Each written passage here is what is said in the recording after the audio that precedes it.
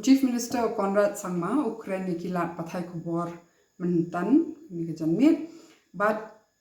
bu jingkuli ya kini ke jing yakhi ke jonga basong te khmat gate secretariat but ngakwa ban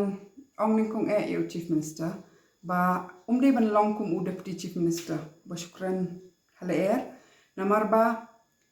kini ki number bu penmi mentakas ni deh kila kala nak ki number ba penmi deputy Chief Minister tiki di bandar le homework shwa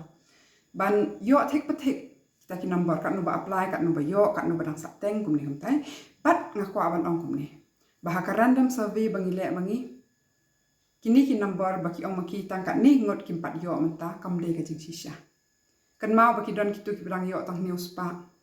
kat saus pa ki don ki yo saus pa te ba kan rukom ti ki di benda ba wat benya ashwa ba kin keren sakaweru kan mau ba kani Kadei ka kam ka bala sa teng mentala shis nem shiteng te ngasngo si ba uni Chief Minister jaka ba un penstat yaki kam ban ong yaki officer ban tre benya mo ban persang ban penmi iki excuse ne ban ai daw bale kam tre kam kani te sakaweru uong hana ba ambit ban shong hakmat gate secretariat aku aban angkum ni katu ka surok nto katu ka gate nto katu ka building nto ka dejung ki Paidbah ban ngi don ki hok bangin ya nyeng ni shong kat hab himon ban ngi don ki hok ru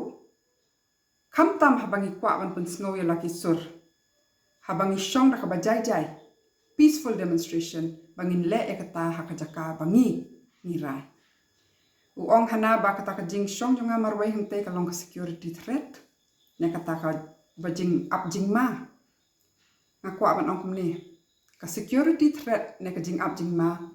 ka long ka jing bom Suidñiew Chief Minister ba ka jing yaki Paidbah ka don shisha kam tam na do bawan covid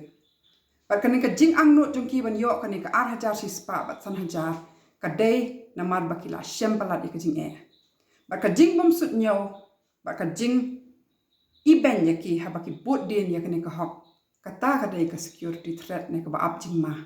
ya ka state ba yangi ki nong shong shong